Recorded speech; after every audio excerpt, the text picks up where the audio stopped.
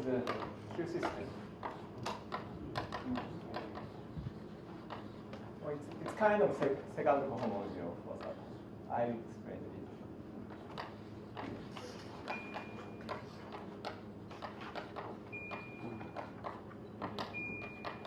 And tomorrow,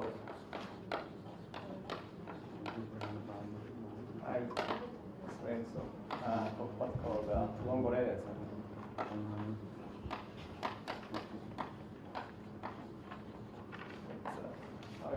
Just it's quantum data.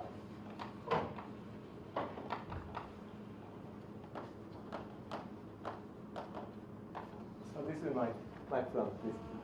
But before going that, let me say something about Frobenius reciprocity. So last week I showed that Frobenius reciprocity follows. As soon as you get a dual, conjugate object for it, then you get Frobenius reciprocity. But since we are working on, say, unitary tensor categories, we need sometimes you need a metric aspect of the problem.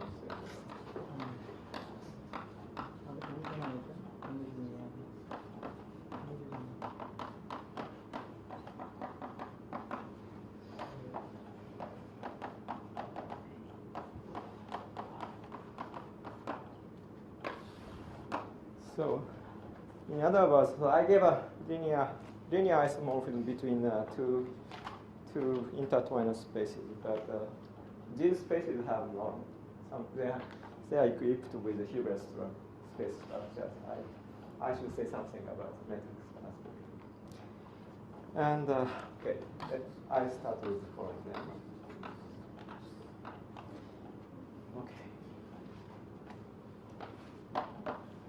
If you draw one sigma homomorphism from M to N, so M and N are type 3 factors, and finite index. I assume always, throughout my talk I always assume that every homomorphism has an image whose index is finite. And let's assume that sigma is irreducible. Meaning that the relative commutant of the image is trivial. Then for any V1, V2 in the intertwined space from sigma to rho. So remember that this is, by definition, this is the set of V inside M in the target which satisfies the following intertwining relation.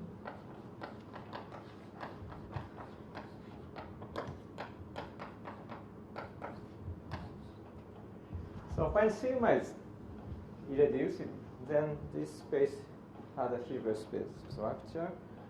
And then when V1 and V2 are in this space, then this, basically you have two kinds of inner product and they coincide. What this says. This is up to this scaling term. Remember the definition of the inner product here is the following. So this is the definition of the inner. And remember this is a standard vector inverse. So in rho is the minimal conditional expectation.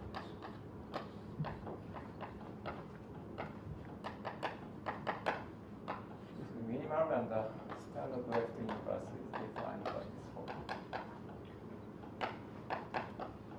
But there is an explicit formula for that. And that is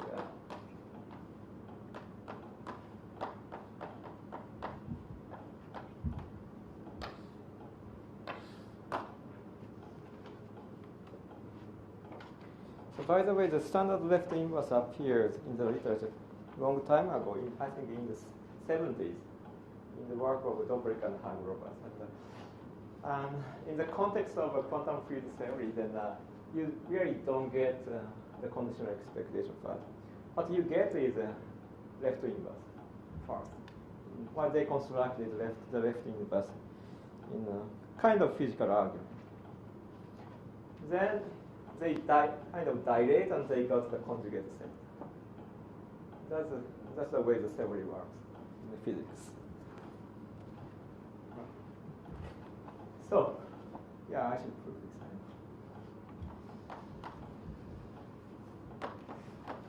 And well, so first of all, this is what I should say that I should show that this is scalar. So when V1 and V2 belong to this intertwined space, it means that this product belongs to the self-intertwined space of rho. So this shows that if you apply a left inverse, then you get an element in the self-intertwined space of the identity, and that's in the complex numbers. So you get a number. And since the standard left inverse is faced with completely positive map, so this gives you an inner product. So let's define a new inner product.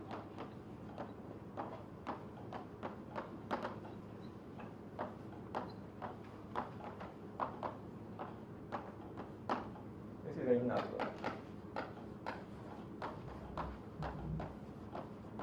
So now you have two inner products. One is here, and the other one is here.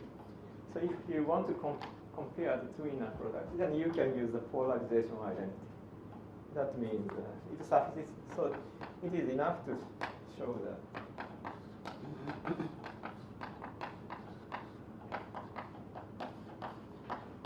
Show this. Okay, the scalar term is now this.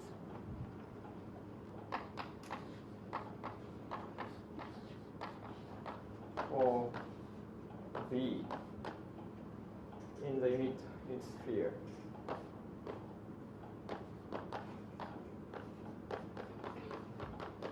Once you show that, and by the polarization identity, you get the equation. So, but this condition means that P defined by V star, the projection. Since V is a multiple of isometry, so if it's normalized, it means this is a support projection, left support of the isometry V. So, and the important observation is the following. So this subfactor, since P is in the relative commutant of the image of rho, so this subfactor makes sense, and this is isomorphic to. So this subfactor is isomorphic to this case.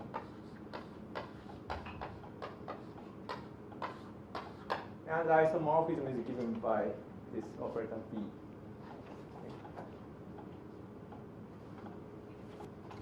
What did you want sigma to be in the first line of lemma statement? Rho and sigma are homomorphisms. Sigma? Irreducible. Sigma is irreducible. Now we have a local index form.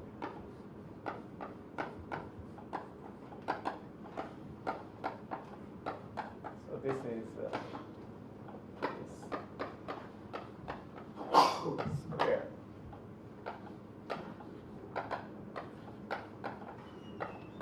So this is nothing but the local index formula, but since this subfactor is isomorphic to that, so this is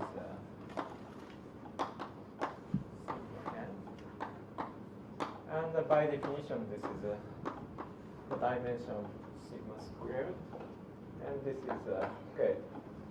Since E rho and phi rho is related by this way, so this is nothing but rho B square, and this is E rho square.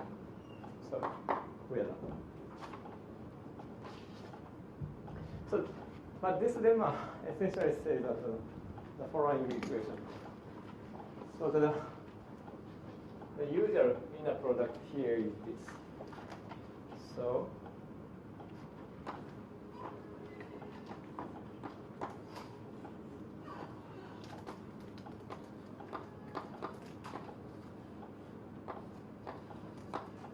product is an intertwiner from sigma to sigma. Okay, you go from sigma to rho, then you apply. You apply with the start, and you get sigma. Since sigma is reducible, so you get a scalar. But let's make a sign. So up to scalar, this is this first inner product. Then the second inner product is. So you apply with the first. So then you get sigma, then you apply V1. You get rho. Then you apply, you put everything in the standard left inverse. But since look at this formula. So this is the formula for the standard left inverse. So this means that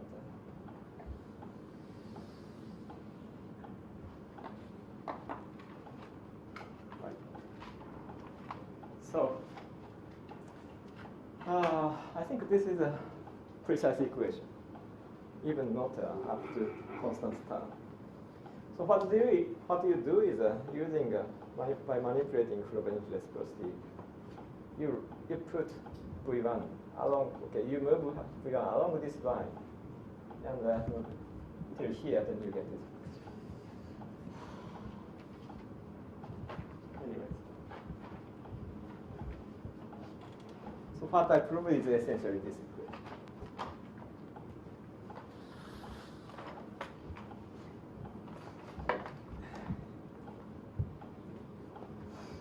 Right, then there is a chloride.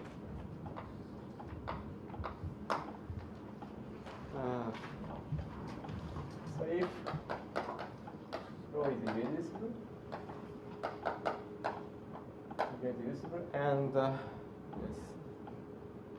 and rho bar, if this is the irreducible decomposition.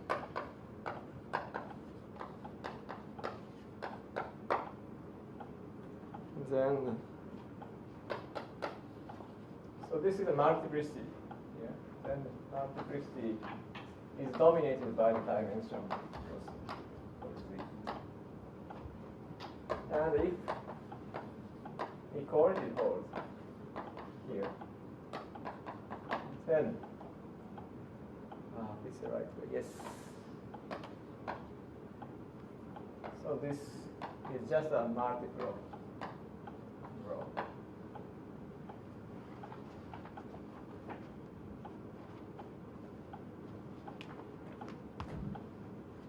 Okay, sometimes this equality is. I think the specialists know this inequality, but I don't know where it is written precisely. Anyway.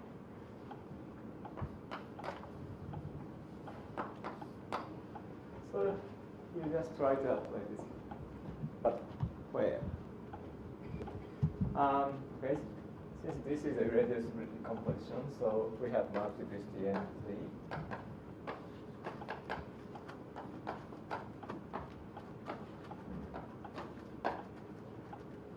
And then by Frobenius reciprocity, get this. So, and of course the dimension of this is also the same. You apply stars and you get the same dimension. Right. Now let's choose.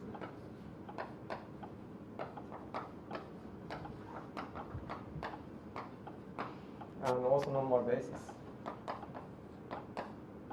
Also normal basis of this space. Since rho is reduced, this is a Hilbert space. So let's choose an also normal basis. Then, thanks to the lemma, we have this.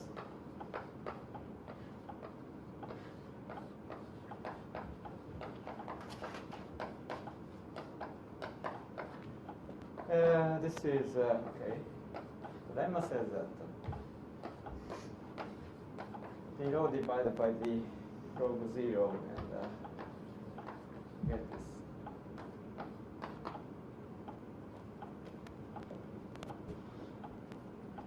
So, but since the i's are also normal basis, so we have this inequality.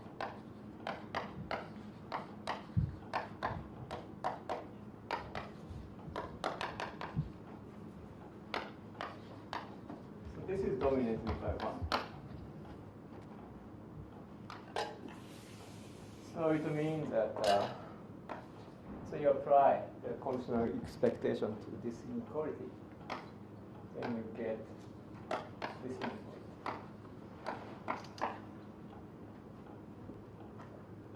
And the second part is almost trivial. By Frobenius reciprocity, you know that log z rho contains rho with multiplicity nz. Since the if equation holds, then there is no room. So since this is, if this is true, then if we compare the dimension of the left-hand side and right-hand side, they are the same. It means equality holds.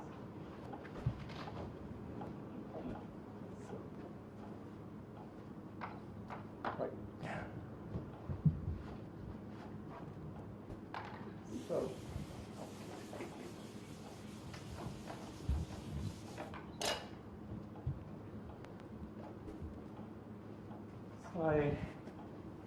I'll give you an easy exercise.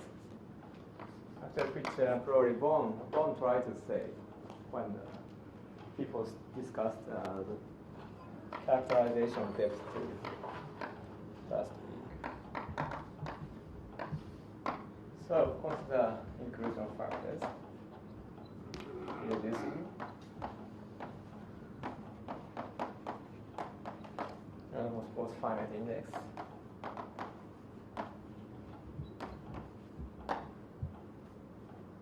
I show that. So this inclusion depth to if and only.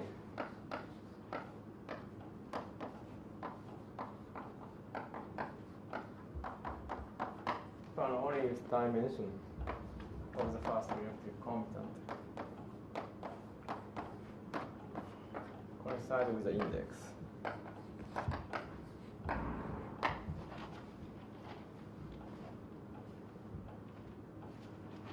Yeah.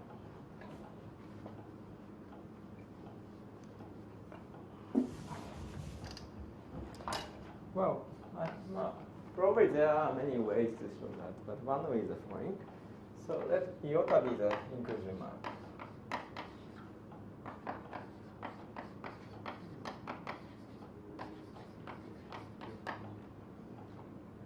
Then this relative commutant is essentially identified with this one. So iota bar, the self-intertwined space of iota bar iota. Okay, so you want to compute the dimension of this space. But so let's make irreducible decomposition. Then the dimension of this space. Dimension of this space is just this summation. Okay. Now you compare this number with the index. And you can use this inequality and the characterization of the inequality. Now it's very easy exercise.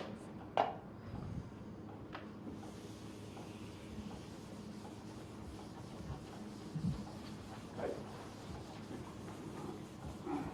So this does it say? I mean, this seems to be saying that if m inside n has depth 2, then the index always has to have an integer value. Yeah, sure. Yes, it's a dimension of the Hopper, the corresponding Hopper. So, is there any other condition where a priori one can see that one can know that the integer, the index has to be integer? Yeah, sure. Yeah, but is there like now because here irreducibility and depth 2 implies the index is integer. So I'm asking if there any other condition like that which will force the index of always to be. Other condition, other situation. I don't know.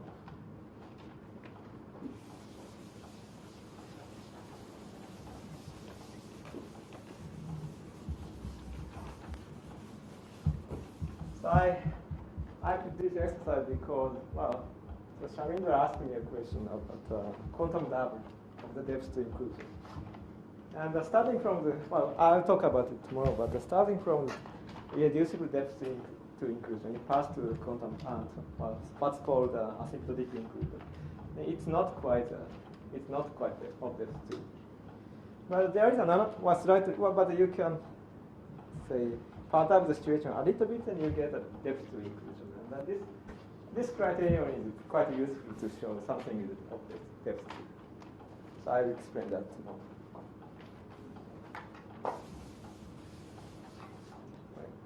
So, Sarah. So if say rho is from where? M, sigma is from P to N, and the mu is from P to say N. If they are irreducible,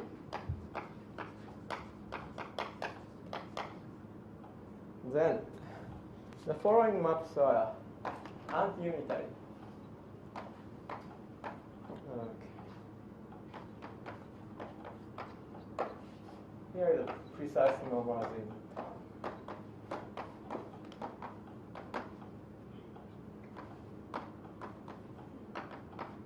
So it's from here to this space. This map, and also you get the same normalizing constant, and with star. So this is so.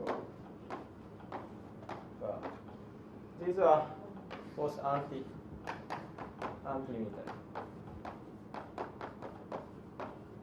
So they are not really a linear map. They are conjugate linear maps. So the usual problem's reciprocity is just a linear isomorphism, but you compose it with a star. Then you ask whether it is anti-unitary or not. Then with this normalizing constant, then it is an anti-unitary. And well, let's just compute this one.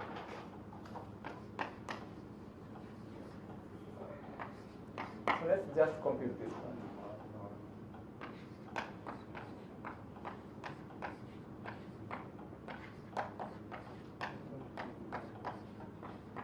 So let's compute the inner product here. And this is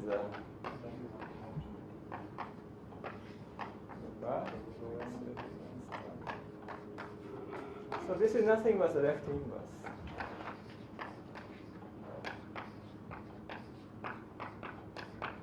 And this is already a scalar because, okay, right. So this intertwiner belongs to the self-intertwiner space of rho sigma. So you apply phi rho, then you get that this is in this space. So it's already a scalar. So since this is a scalar, so you can apply any unitary map. So let's apply, say, sigma. Then you get well, I didn't talk about it at all, but if you compose phi rho and phi sigma, then since this is such a natural sense, the result is, you can imagine the result. You get this.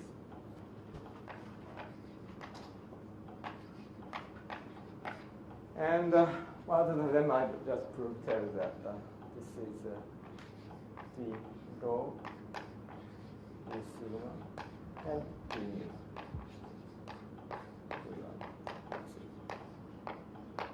So here we get the right normalizing constant.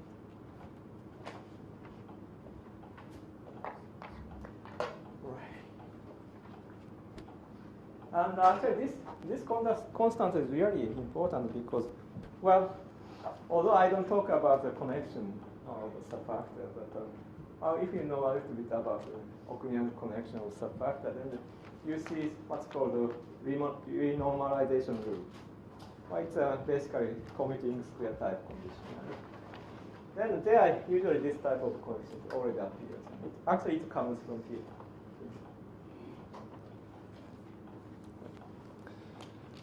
Right. Now, I'll talk about the Q system. Can you tell this third line again? Corollary third line. Third line here.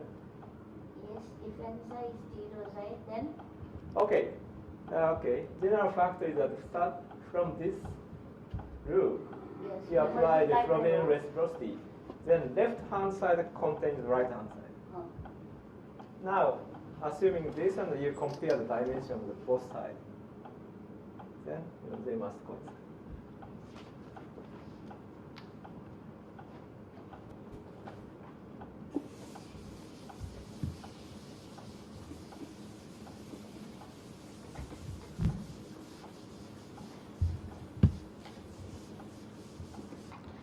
So I change the topic a little bit and I talk about the Q system.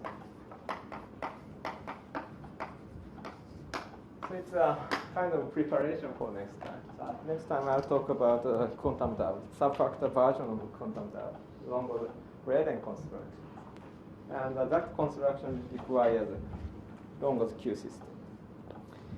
So let's start with a very simple question. You have two subfactors, N and P. Okay.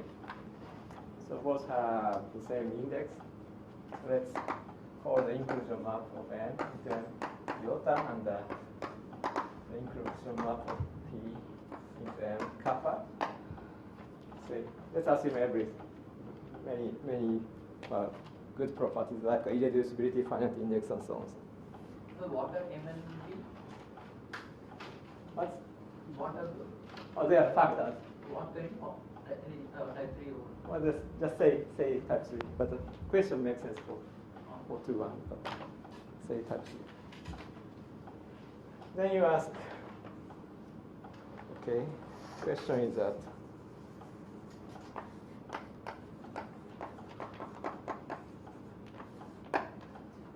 does this condition, so iota bar, so this is a MM. Yes, this is an MM sector. So assume this holds. So does this imply N and P in a conjugate?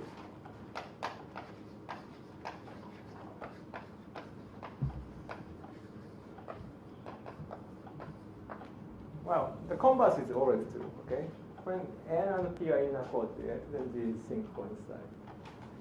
Well, or you in 2-1 factor language, so it's the same to ask the following. So let's consider two basic constructions.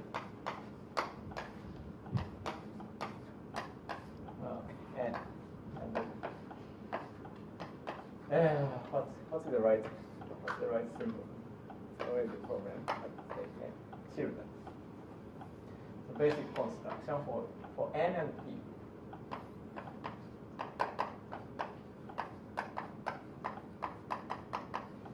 So the question we're asking is the following.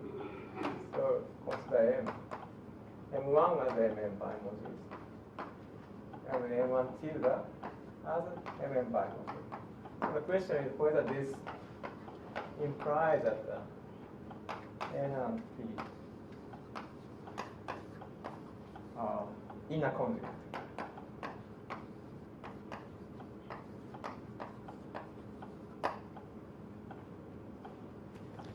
Well, so if you know a little about group actions, then you know that the answer is no.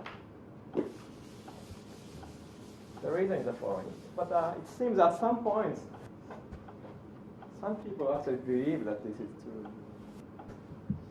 But in reality, it's not the case. But in fact, there are many situations where this, okay, if we put some conditions, sometimes this is true, sometimes it's not. So I'll talk about it. Anyway, so let me show that this is not real. So the answer is no in general. So answer is no. No.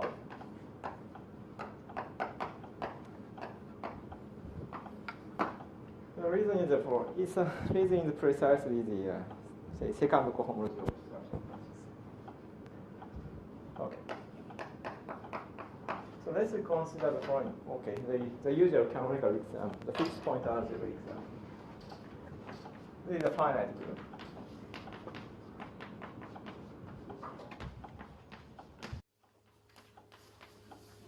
Just a direct sum of alpha g's.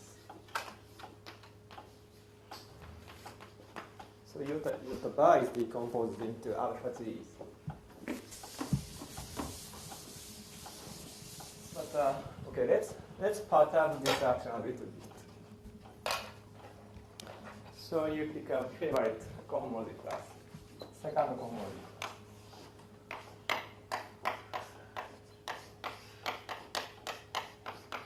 Say in two cocycle.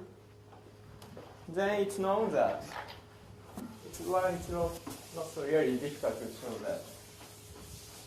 It's well known that there exists a unitaries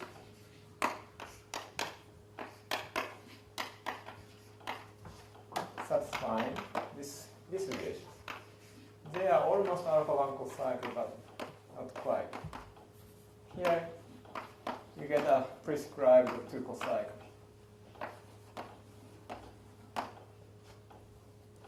The reason for the existence of this series of unitaries are easy because the fixed point algebra contains matrix algebra, large matrix algebra. So you pick a projective representation in the fixed point algebra carrying this cocycle. Then you get such an unitary. Now you define a new action data set.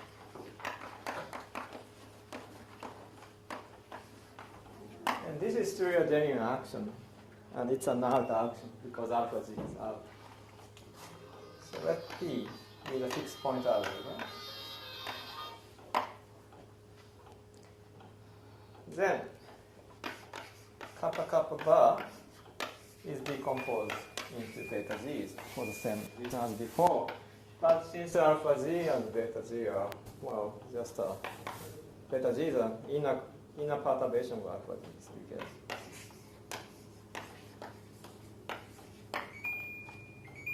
Okay, so P and N and P satisfy this condition.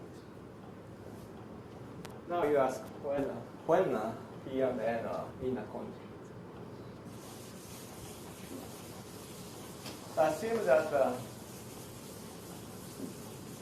P and N are inner conjugates.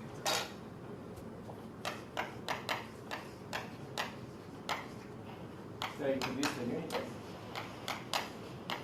And then satisfy this relation.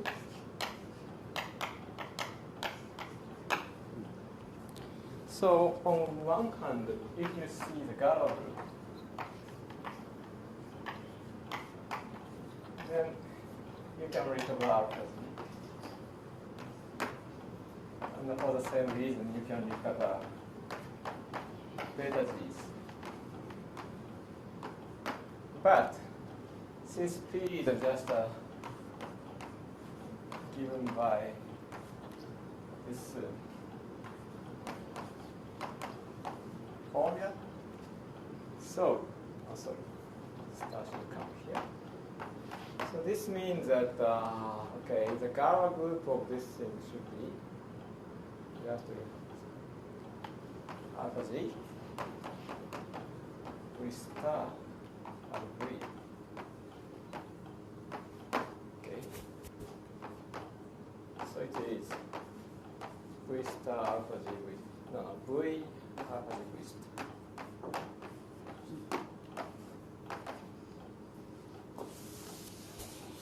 So this means that, okay, since these two sets coincide, this means that UG is a multiple of,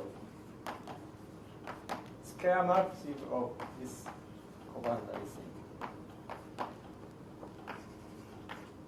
So this is a scalar with modulus 1. So now, let's compute this. Is there a permutation involved? What?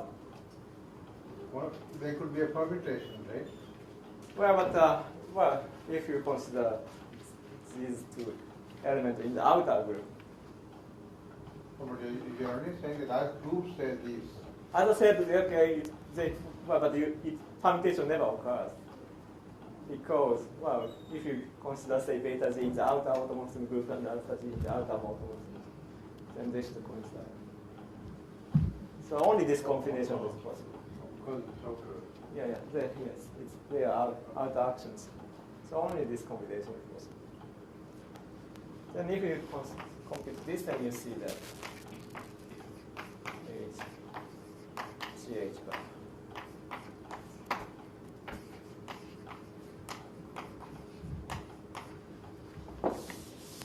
And this is omega CH.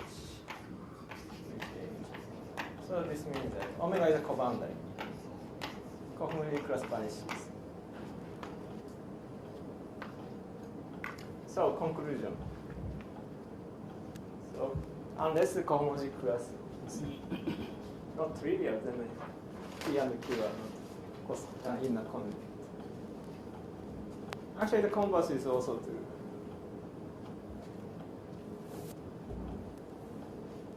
If the cohomology class is trivial, then it's easy to show that P and N are inner connected in this case. It follows from the, say, the cohomology vanishing of one cohomology, non-commutative one cohomology of outer action. If you use it, then you can also prove the converse.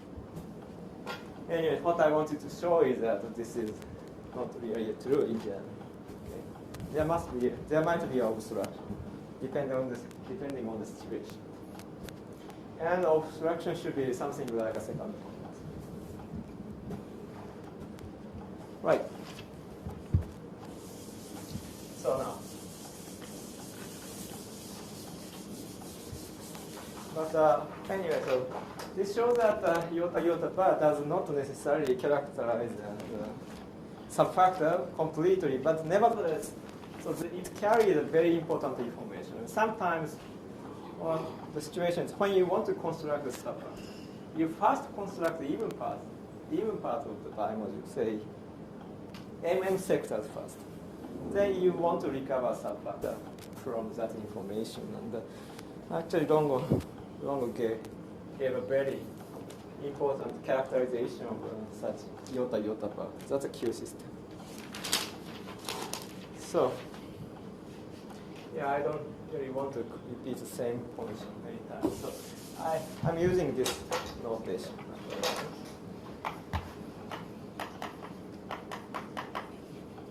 So,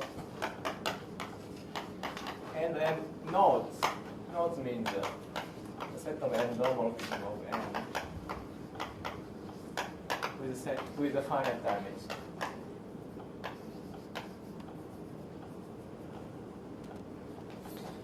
So, definition.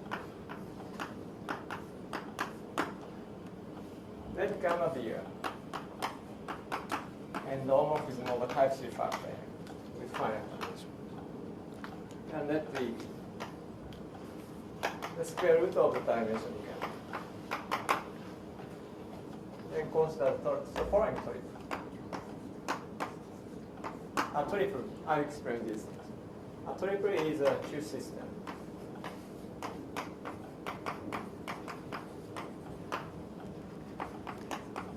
If the following condition holds. First of all, V is an intertwiner from identity to gamma. And W is an intertwiner between gamma and gamma squared. And they are isometries.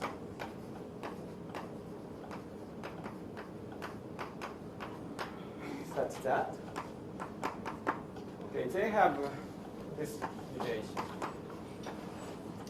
So you've already seen this relation several times. And, okay, although W is the intertwiner between gamma and gamma squared, but on W itself, it plays the role of the intertwiner between identity and gamma, namely, so.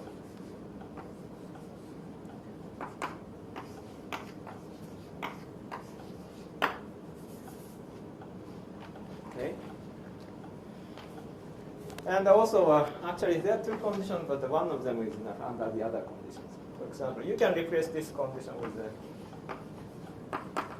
following one as well, and vice versa. So it's known that under these conditions, these two are equivalent. So this condition says that W is the intertwiner on W star between identity and gamma when on W star. Is looking a star and then taken light on the bottom? Second here?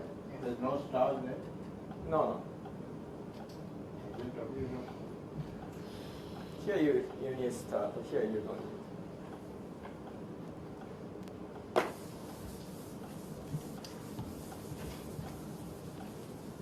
Well, I think I read. Okay, I think I draw pictures of this situation. So the first one is that this W is the intertwiner between gamma and gamma squared. Then V star is the intertwiner between gamma and identity. So here it's identity, so you can subtract. So this is equal to W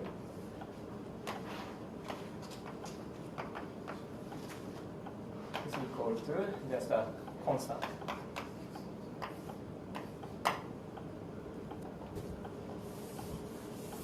And the second condition, okay, this means, right, starting from gamma, we go to gamma square, and again you apply W. So this is a kind of associativity in algebra, for associativity depending on your interpretation.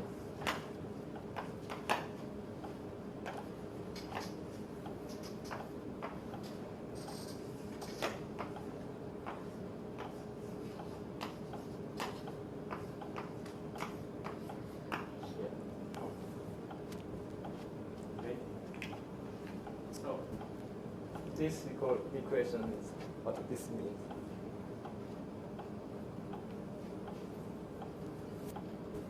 Right. And there is a natural notion of the equivalence of a Q system. I don't write it down here, but there is a notion of equivalence, very natural notion of equivalence of a Q system.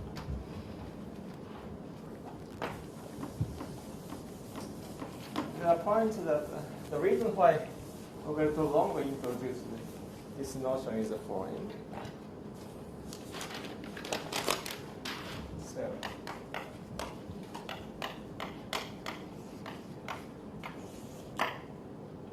So let this origin to the Q system.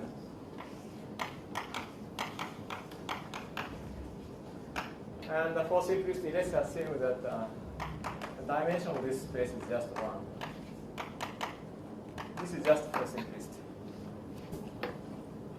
Now let n be this set. The set of x satisfy this equation.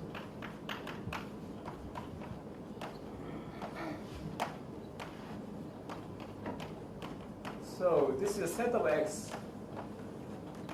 so that on x and x star, W act like an intertwiner between identity and gamma. And let's define E by W star gamma. Then, first of all, A is a factor,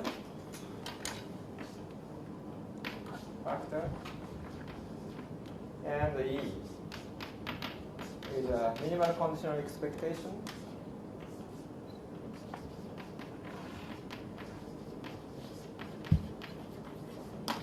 And yes, and V is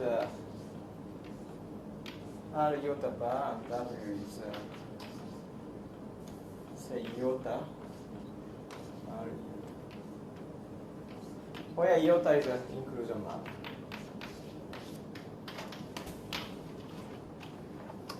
So in other words, the Q system completely characterizes what's called the canonical endomorphism, iota iota type.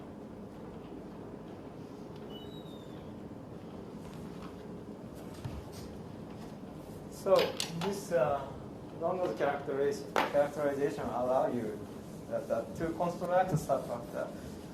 So there is a way to construct subfactor using this theorem because, well, sometimes you can construct only even parts first, say mm bimodule or mm sectors first. Then you look for a Q system, and if you find it, then you can construct a subfactor. And that's exactly what I did for the Hagelap subfactor. I constructed the even part by using conservative endomorphism, and I solved the Q system equations, and I constructed this Hagelap subfactor. Right. So this is not really difficult. Once you notice this condition, then it's not very difficult.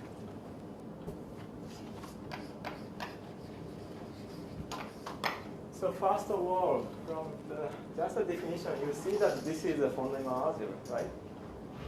It's clearly weakly closed, okay? And it's a linear. And also closed under product.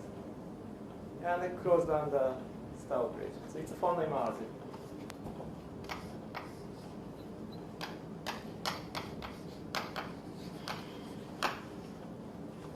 And what else? Oh yes. And it's easy to see that N contains the image of gamma and W. Okay. Because W is intertwined from gamma to gamma space. You put gamma x here, then these equations satisfied. So, on one hand, you have this. On the other hand, so it's E. So E is, say, unitar completely positive map.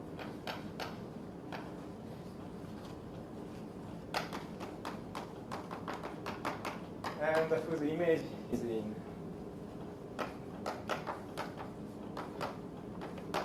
the von Neumann algebra generated by the image of gamma and W.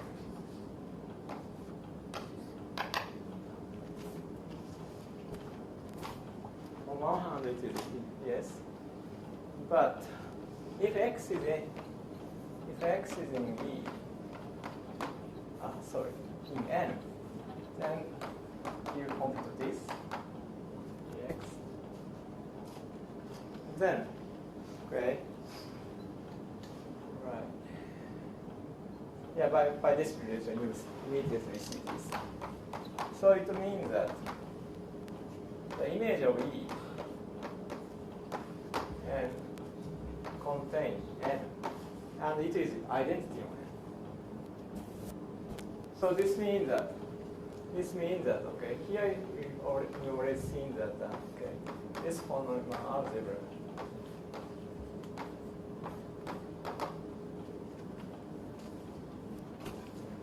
The image is contained in this algebra, and a priori we have this.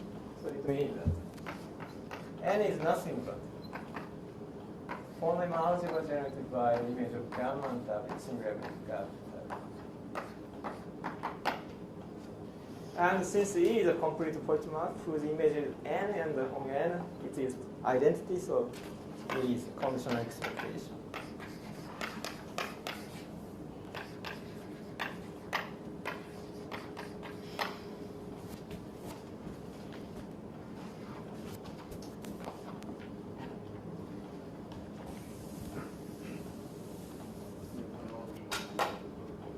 Now, it's also easy to show the following. Okay. D or square root, I don't remember. Yes. It's easy to see that this one element set is a basis.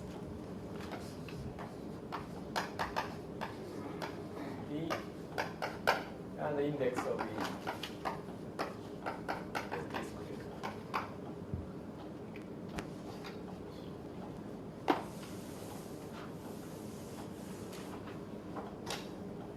And actually in a similar way, so let's define Fy by this equation. Y in N. Then, What is D? sorry. It should be P. So D was the reference to which you have to square. Oh, okay, here. And it uses.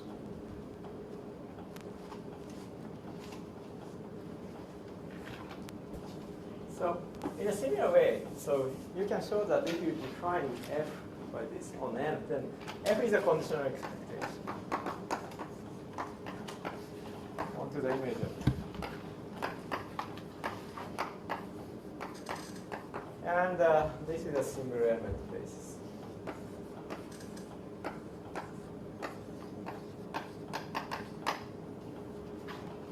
So in particular, the index F is D squared.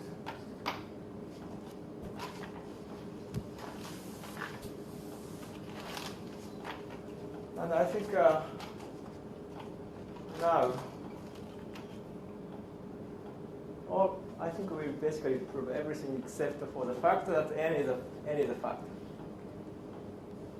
Because, okay, in this theorem, so D, okay, in the definition of the Q system, then the number D is the square root of the dimension of gamma.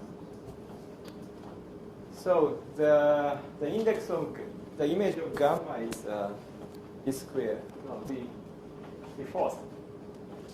But here we have an index D squared here and D squared here. So once you show that N is a factor, then you see that E and F are minimal conditional expectations. Everything is right. So I have to show that N is a factor.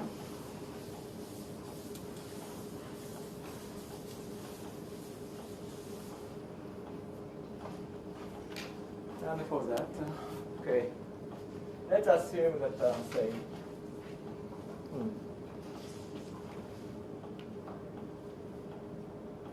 okay, let's assume that Z is a projection in the center of N. Okay. And I want to show that this is either 0 or 1. But the important thing is that, okay, the center of N, remember, N is a fundamental algebra generated by the image of gamma and the single element W. So it shows that this is contained in the relative commutant of the image of gamma. But on the other hand,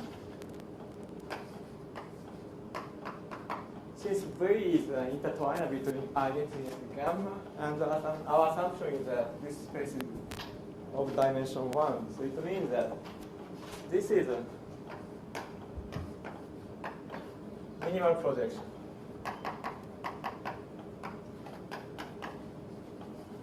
So, since that is a projection and this is minimal projection, so if you hit Z on the left here, then this is either 3 or 0. Okay. There are only two possibilities. Okay. So now, let's compute this. Z. Then, by definition, so the definition of this conditional expectation is this is 0 or 1. So this implies if this is 0, then since F is a faithful conditional expectation, that is a projection. Positive element, it means that it's 0. And if it is 1, since that is projection, it means that it is 1. So in this way we conclude that the center of n is trivial. So clear. Right.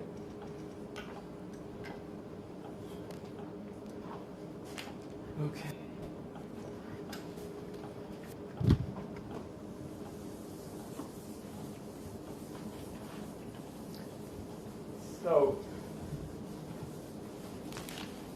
So I didn't really give you the definition of the equivalence of two Q systems, but there is a natural notion of equivalence, and there is a one-to-one correspondence between the following.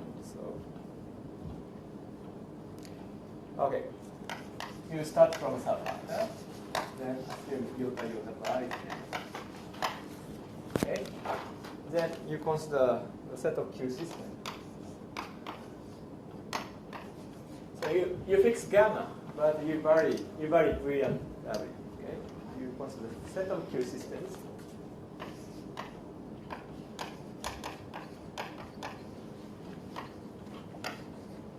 Up to equivalence. Okay. Then this set is exactly this set. There is a one-to-one correspondence between this set and the following one. The set of subfactor P. So inner conjugate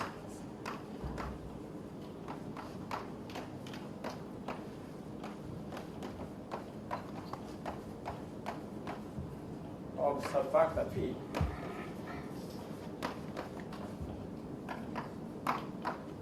with say kappa kappa equal to gamma, where kappa is the inclusion mark. There is a natural correspondence between the two sets.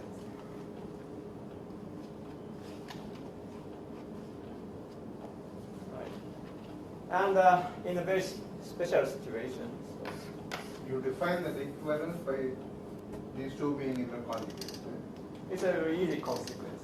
Well, you can introduce. I mean, I don't really want to prove it, but it's really easy for me. No. You haven't really defined the equivalence, right? Oh yeah, ideals. Okay, ideals. No, do you define the Yeah, once equivalence you formulate the equivalence of the Q system in a proper way. Well, let me give you. It's very easy. So let me give you the precise definition. Then I don't confuse you. So say you are giving two Q systems. Say, and the two Q systems are equivalent if take this and intertwine unitary. Let's say unitary, which is an intertwiner between two.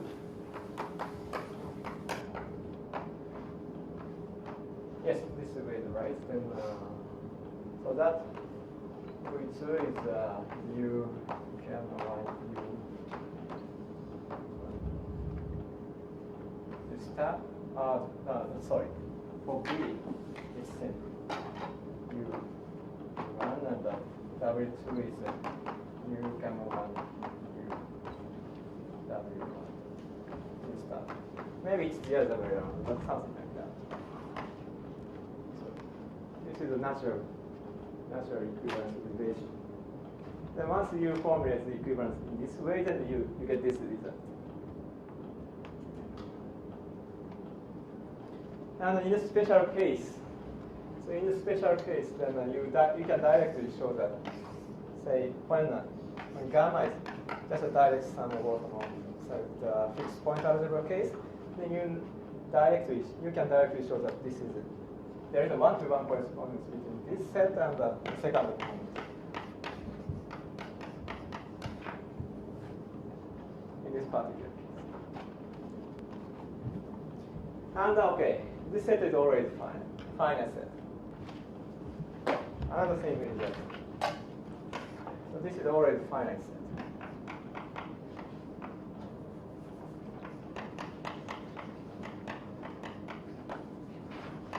Which which is by myself and cosmic.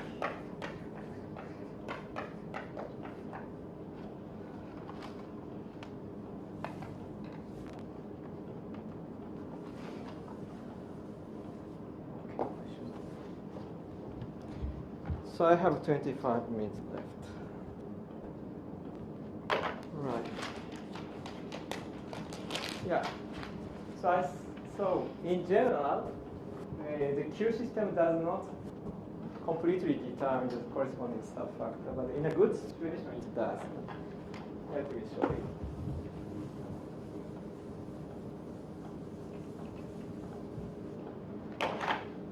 Sarah. So if the subfactor n is 3 supertrans, I'll explain this.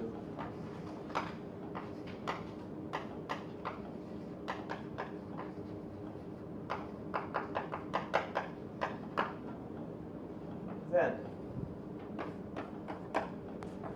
iota iota bar are the unique Q system up to equivalence.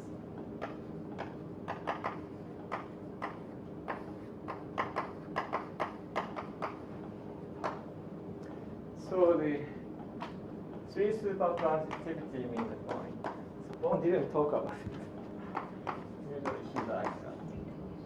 So you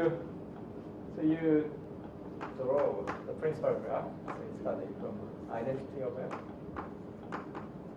iota, and you decompose iota iota bar into irreducible, and you get only, assume you get only mu star.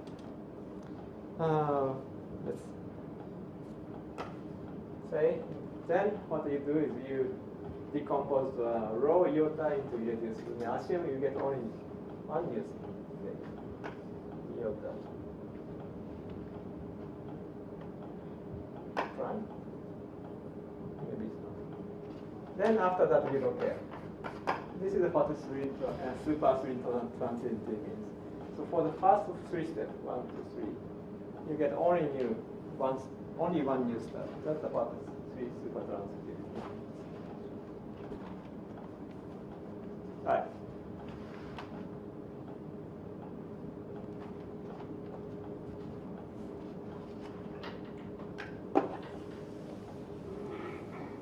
So, for example, in the case of the Hagraph subfactor, then the principal graph is certainly 3 supertrans. That means that once you construct the even part and you get a Q system, then there is a unique Q system.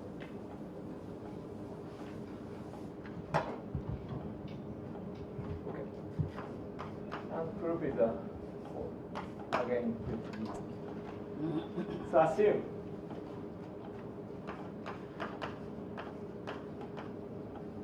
there is a subfactor P, and what's a good note of kappa? The inclusion map such that kappa kappa bar is equal to iota iota. Let's assume this, and I'll show you that P is inner conjugate to N. So we want to compute. So we want to perform the irreducible decomposition of this. So let's compute the dimension of the self-intertwiner space. Then the by the problem is reciprocity. Kappa kappa bar. So this is by assumption the same as the iota iota bar. And by assumption, so this subfactor is 3 supertrans. It means that already, if it is 2 supertransitive, then iota iota bar is decomposed into identity and rho. So the dimension is 2. So it means that this sector, kappa bar, iota is decomposed into 2 different sectors. So sigma and sigma 2. And they are different. Since the dimension of the self-intertwiner space is 2, so they are different. And Frobenius reciprocity shows that Frobenius reciprocity shows that okay. Okay. The dimension iota in kappa sigma 1 and also dimension of iota in kappa sigma 2. 1. Okay, they are 1.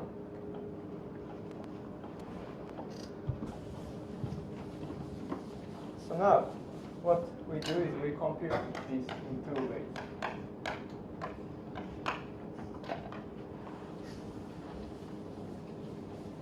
So first, this is kappa sigma 1. Kappa sigma 2. But this is also a kappa kappa bar iota. And this is nothing but, well, say, I should be precise. So this is iota iota by iota. So this is a so it means so you get 2 copies of iota and something new.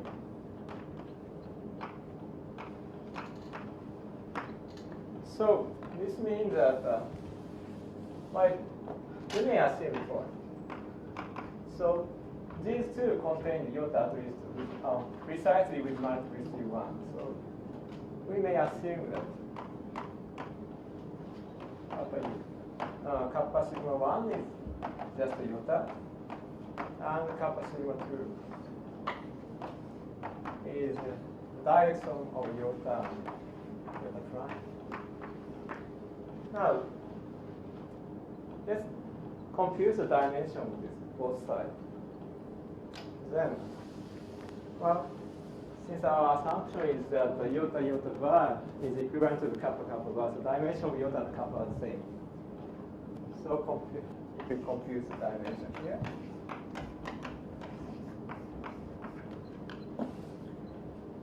This implies that the dimension of sigma 1 is 1. It means that, okay, sigma 1 is a map from where? From, yes.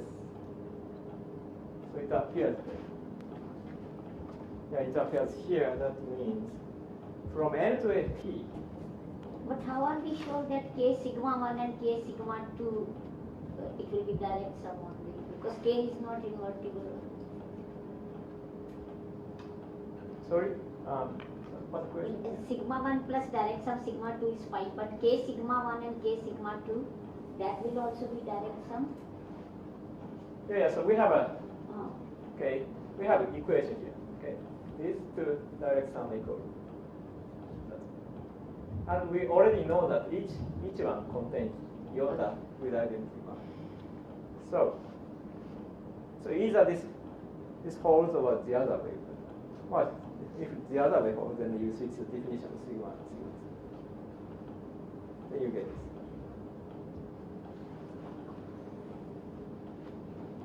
So it means that sigma is actually isomorphism since dimension is 1. This is an isomorphism. Now, this equivalence means that there exists a unitary in the target. Satisfying and U kappa sigma 1 x is okay. So iota x. So remember, iota is an inclusion map of n into Excuse me. Just tell me how you got this dimension sigma 1 equals 1 from that time? Oh, so the dimension of iota and the dimension of the kappa are the same. K bar is equal to Iota bar equal kappa kappa bar. That's that one. So they have the same dimension. So this is our conclusion. But remember, iota is an inclusion map of n into n, and the kappa is an inclusion map of p into n. So it means that UP is n. This is is the conclusion. So P and N are inner conjugate.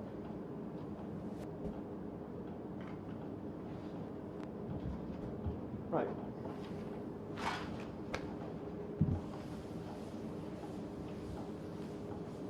And well, this is a very simple result, but it's in some situation it's really useful. For example, I don't really want to. I have no time to prove it.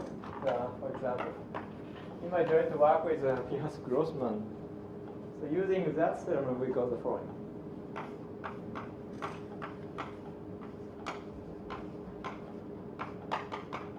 So we consider quadrilaterals of a subfactor.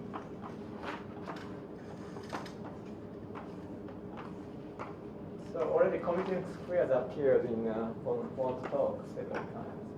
But we don't really assume that this is a commuting square. So this is just a so-called quadrilateral.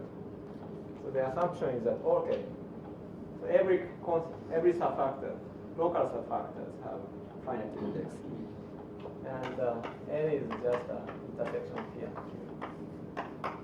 And N prime, okay, N is a irreducible subfactor. And of course, let's assume this is finite.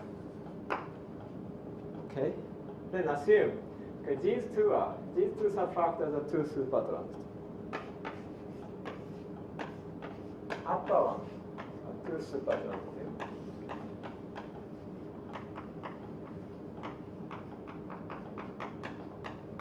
Assume the lower one are the three supertrons.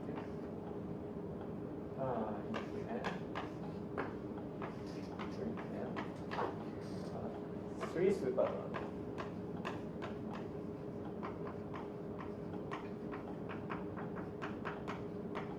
And assume that this is not a commuting square.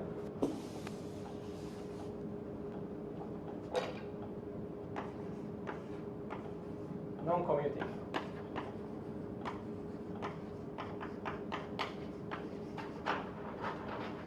And for simplicity, assume that co-commuting, meaning that,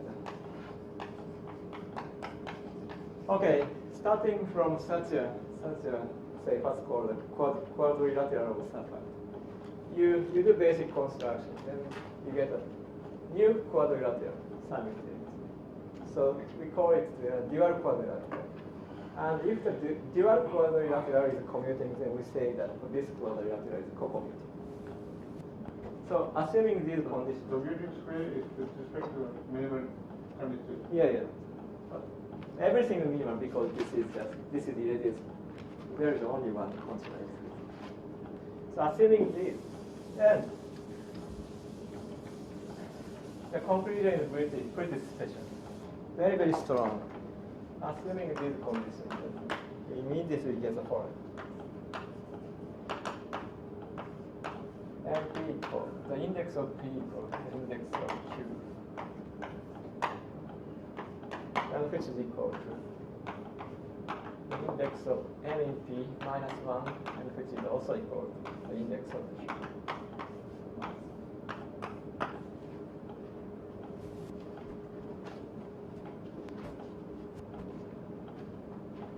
You don't have a large variety of such things.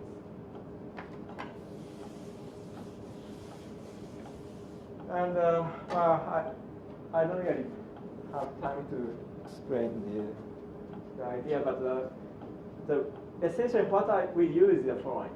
So consider this say let's consider downward basic construction Q1. So you can find the subfactor N, say Q1, such that this is a basic construction, and also you can find the subfactor P1, so that this is a basic construction. Then this condition forces that Q1, P1 and Q1 are inner conjugate. Here we use the previous theorem. So non-commuting means that. What did you say? It forces Q1 and P1 to be inner conjugate. Because non-commuting means that, okay, under these assumptions, non-commuting means that P and Q as an NM bimodule are equivalent. So P and Q, okay, they are, so since it is a three supertransitivity, decomposed into identity and plus something else. And since this is not commuting, so they have an angle, okay, certain angle, not perpendicular. That means as a bimodule, P and Q are the same, equivalent. So it means that so iota bar and kappa bar here are the same. So since it is this is three supertransitivity, so P1 and Q1 are inner conjugate. But once you see that the P1 and Q1 are inner conjugate, then you can construct well. So these assumptions, actually, what I really use is the following. There exists an isomorphism from P to Q. This is an isomorphism such that through the restriction to N is identity. And this is just a consequence of the fact that P1 and Q1 are inner conjugate. If you think about it for, say, for a few minutes, if you are working in subfactors, then you immediately see it. Now, using this map, and well, there are a lot of maps, including a map here, there, and you have a strange map here. Then you compute a lot of fusion. Then you, at the end of the day, you get this combination.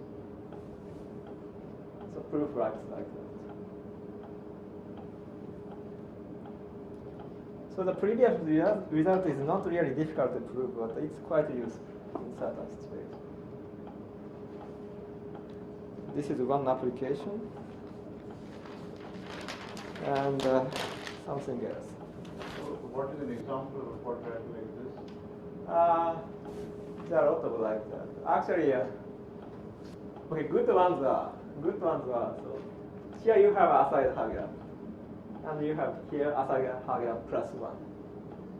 That I think that's the best example. Right? Say that again. You said that again. Here you have aside Hagelab, and here you have aside Hagelab plus one. Aside and the Grossman constructed, there is a nice subfactor which is called aside Hagelab plus one. The index is exactly plus one. Or more classical one is say E6 here, and 3 plus square root 3. Goodman Jones. There are a lot of actually interesting examples.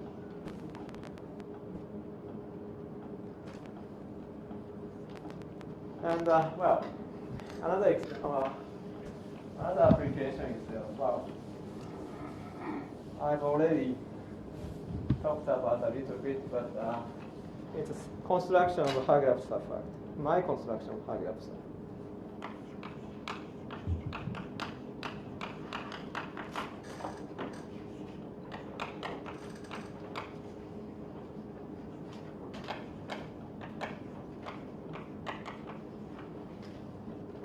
So, remember that one of the principal graph of the Hagelab subfactor is like this. Row, say, iota 1, say, alpha rho, alpha iota, alpha. And say, alpha square iota. So this is one of the principal graphs of the Hagelab subfactor, and you can easily compute the fusion rule, and it's like the rho square is decomposing identity plus rho plus alpha rho plus alpha square, and alpha is a period 3 automorphism. And rho and alpha anti-commute. They don't commute.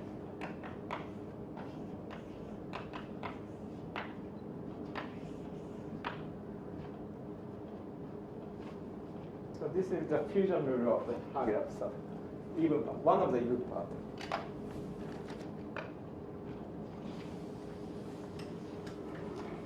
And well, what I did is that I construct such a category in here, in the Kunz algebra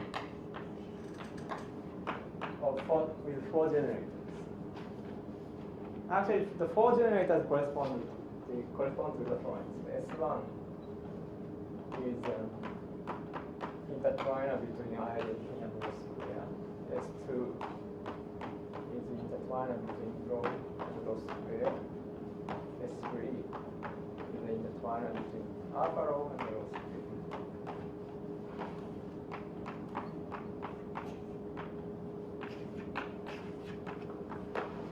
So my argument is like the one I explained for the Tambara-Yamadamis. First, assume that such a category is realized in the endomorphism category of type 3 factor. Assuming that. Then take intertwiners, these intertwiners. Then I show that. Then I computed I show that actually alpha and the rho preserves the sister algebra generated by these four generators. And actually I obtained a very explicit formula of that. Then once you get the formula, then you can define, once you get the formula, then you can define an automorphism of the Kuntz algebra of 4 and an endomorphism rho of the Kuntz algebra of 4 by using that formula. That's the realization part. Then you get such a, so then you can realize such a category in this particular category. Then after that, I impose the condition that identity plus rho has a Q system. I impose that condition. And there is one solution, only one solution. So then, using the Longo's theorem, then you can show that there is Hager subfactor. How did you identify that solution? Q system? You said there is one Q system. Yeah.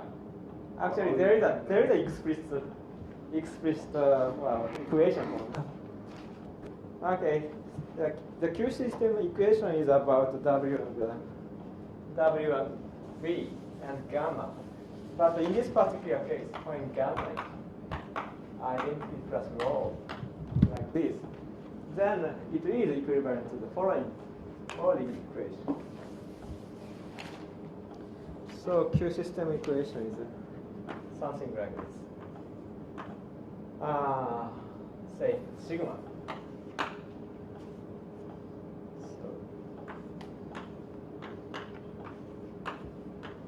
So our rho here is sigma here. Okay.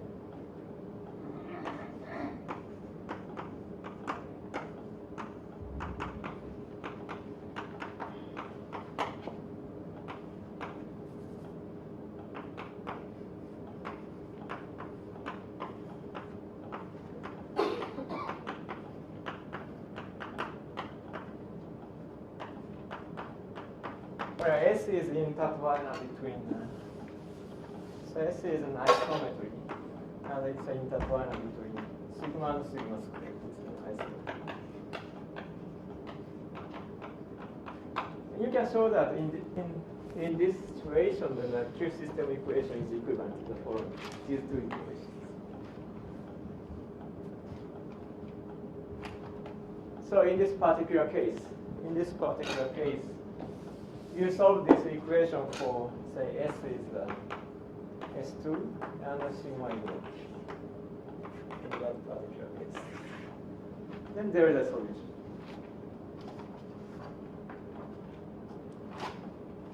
So I think time is up. So I stop.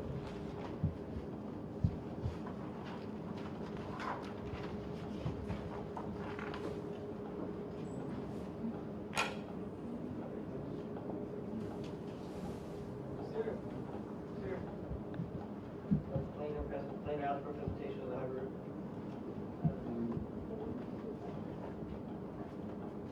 Yeah, there is a planar algebra construction of the Hager subfactor. Is it pretty? Sorry? Is it pretty? I don't know. Well, I have to say, but this construction is good in the sense that you get all the 6 symbols, essentially. Having a precise formula of alpha and rho means that you get all the 6 symbols. And that allows you to compute the quantum data. Actually, that's what I did.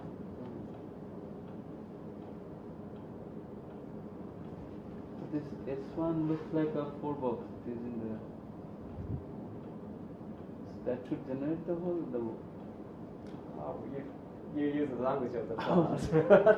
But it's fine. Okay, it's fine. I'm asking about the go out. So